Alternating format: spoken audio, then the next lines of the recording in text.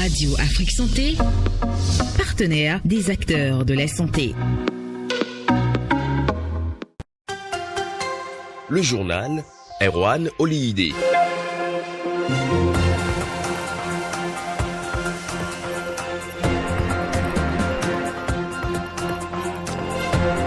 Heureux sommes-nous de vous savoir fidèles à l'écoute de Radio Afrique Santé. Bienvenue à l'Info Santé de ce mercredi 17 janvier 2024. Au sommet, le Bénin reçoit plus de 200 000 doses de vaccins antipaludiques RTSS pour lutter plus efficacement contre le paludisme. Que pensent les citoyens béninois de la réception de ces doses?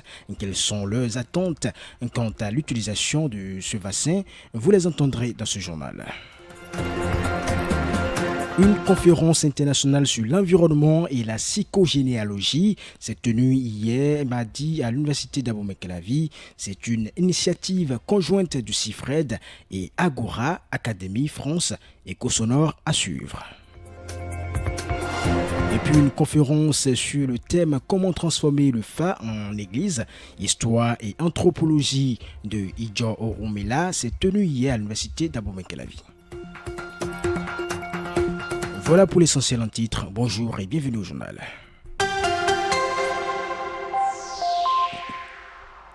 Le Bénin est le troisième pays à recevoir des doses de vaccins antipaludiques après le Cameroun, la Sierra Leone et à la suite d'une phase pilote menée au Ghana, au Kenya et au Malawi, coordonnée par l'Organisation mondiale de la santé, arrivé le 15 janvier dernier au Bénin et reçu à l'aéroport international Bernardin-Ganting de Cotonou par le ministre de la Santé Benjamin Nkpating.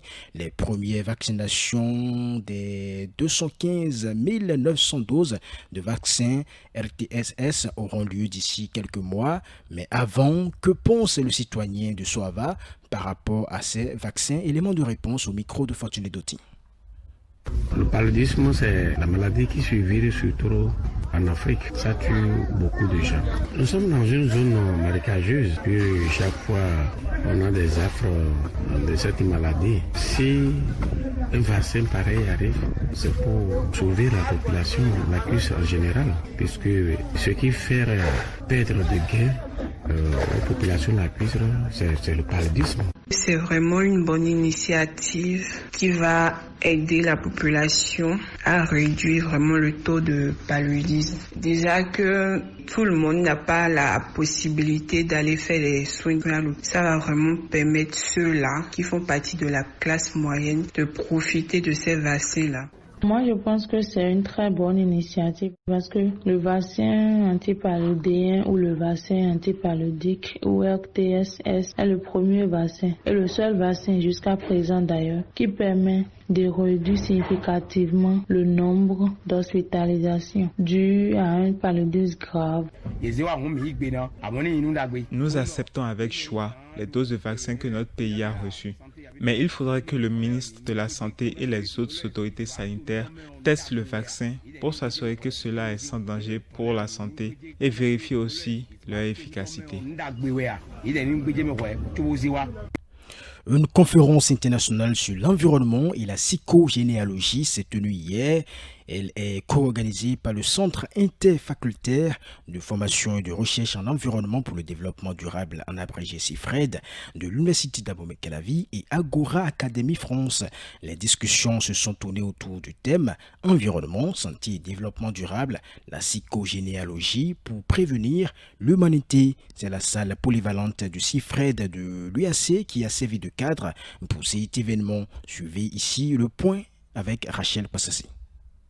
Composée de la psychologie et de la généalogie, la psychogénéalogie résulte du travail fourni par les psychanalystes. C'est une méthode thérapeutique qui va de pair avec la santé physique. Au cours de sa présentation, la conférencière a donné des exemples de patients qui ont obtenu satisfaction grâce à la psychogénéalogie. On retient l'histoire d'un patient atteint d'un traumatisme ancestral appelé pied-botte, ayant reçu guérison grâce à cette science.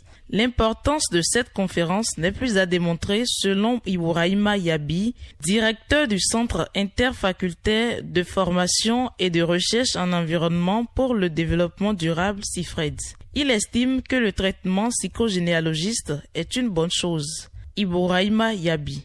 L'homme est le produit du passé. Ce que nous tenons aujourd'hui comme séquelles ou bien comme objet de joie et de bonheur, parfois dépend de ce que nos parents, nos aïeux ont eu à faire. Et donc, si on prend le côté négatif, les séquelles que nous tenons, si on doit savoir faire des traitements appropriés. Et donc, moi j'ai compris qu'en réalité, ce que nous tenons aujourd'hui n'ont pas forcément comme les remèdes ne sont pas forcément des remèdes d'origine médicale. À cela, on peut associer d'autres traitements, un peu comme le traitement psychogénéalogique. Et pour moi, c'est une très bonne chose. Les étudiants du CIFRED ont eux aussi gagné en connaissance à l'issue de cette conférence internationale sur l'environnement et la psychogénéalogie. Quelques-uns s'expriment. Suite à la présentation très brillante de l'oratrice, il faut préserver l'environnement afin de garantir aux générations futures une bonne santé et un environnement meilleur et vivable.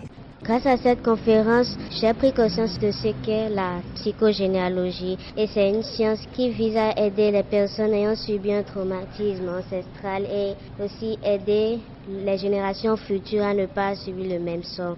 Je pense avoir gagné un plus puisque nos actes peuvent réjaillir sur les générations futures et nous devons aussi savoir comment protéger l'environnement et surtout la santé humaine. La conférence internationale sur l'environnement et la psychogénéalogie est à sa première édition. Rachel Kwassassi sur Radio Afrique Santé et d'une conférence à une autre, on reste à l'université d'Abomey-Calavi. Les discussions sur le FA continuent de s'alimenter au lendemain du TOFA 2024. Une conférence sur le thème comment transformer le FA en église, histoire et anthropologie de Ijo Orumela s'est tenue hier mardi 16 janvier 2024 dans l'amphithéâtre Etisalat de l'université d'Abomey-Calavi. C'est une initiative à mettre à l'actif de la Société béninoise de sociologie et d'anthropologie. La conférence a été animée par Erwan Diantel, un professeur d'anthropologie à l'université Paris-Cité et chercheur au Centre d'anthropologie culturelle. Il a fait des recherches sur le FA depuis des décennies. Le conférencier professeur Erwan Diantel nous fait le bilan de ce qu'on peut retenir sur la thématique de cette conférence. J'ai présenté une forme d'église, qui est une église de Fa, qui a été créée au Nigeria dans les années 1930 et aussi à Porto Novo. Ce sont des gens qui, à partir du Fa, ont inventé une église qui s'appelle Ijo Orumila Adulao, Ijo Orumila Ato, c'est une deuxième dénomination. Et le débat était très vif aujourd'hui et très intéressant parce que le ministre Maounion Kakpo, qui était là, a un avis très différent du mien et il pense que ce sont les catégories africaines, endogènes, autoréférentielles qui doivent être utilisées, mobilisées pour comprendre ce genre de mouvement. En ce qui me concerne, je pense qu'il faut utiliser ces catégories aussi, mais pas seulement, et que dans les sciences sociales, l'histoire, l'anthropologie européenne, occidentale, il y a des choses importantes qu'on ne peut pas jeter.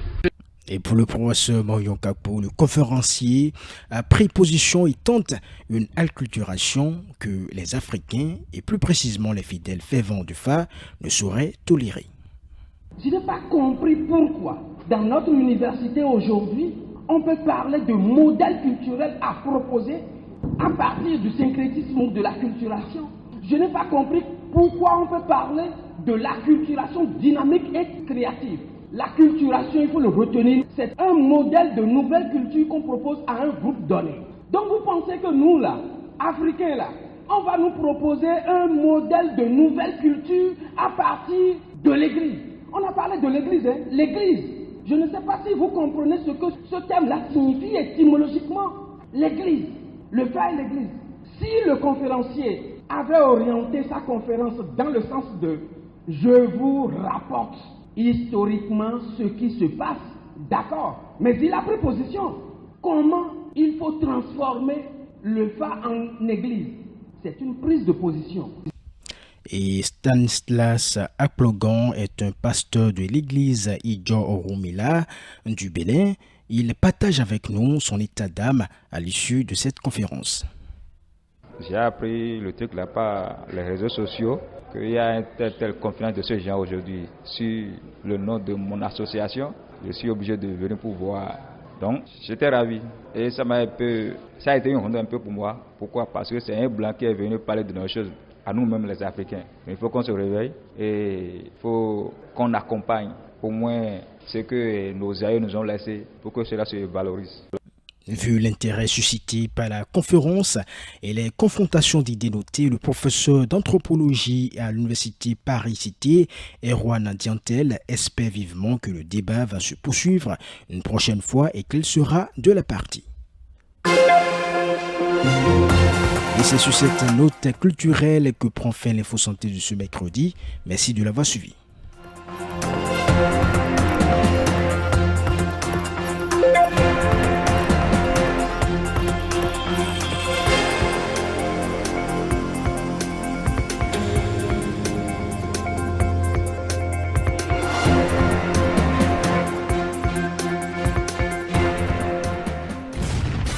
Ça y est, la promo de fête de fin d'année sur Radio Afrique Santé est là. Yo, what's up? Baby, let's go! Ne vous faites plus de soucis. Profitez des meilleurs espaces à vous réserver. Du 31 décembre au 31 janvier 2024, le service commercial de Radio Afrique Santé, CAS, c'est tarif. Vous imaginez, vos annonces nécrologiques, vos avis et communiqués sont désormais à 5 000 francs au lieu de 10 000 francs. Et ce n'est pas tout. Déjà avec 15 000 francs, vous pouvez passer sur l'une de nos émissions. Infoline, plus 229 57 00 00 62. Ou le plus 229 57 00 00 60. Radio Afrique Santé, nous sommes là pour vous. Nouvelle année, bonne nouvelle. Auditeurs et auditrices de Radio Afrique Santé, votre web radio spécialisée en santé organise un jeu concours pour vous faire gagner plein de lots.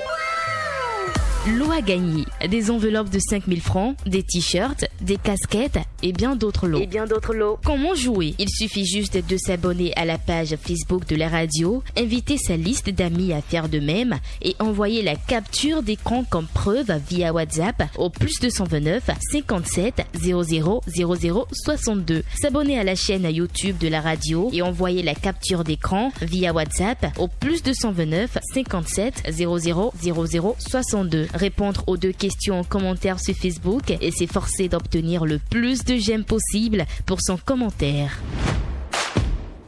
Le jeu est ouvert du lundi 8 au vendredi 19 janvier 2024. Notez bien, les gagnants recevront leur lot le lundi 22 janvier 2024 au siège de Radio Afrique Santé. Infoline, plus 229 57 00 00 62.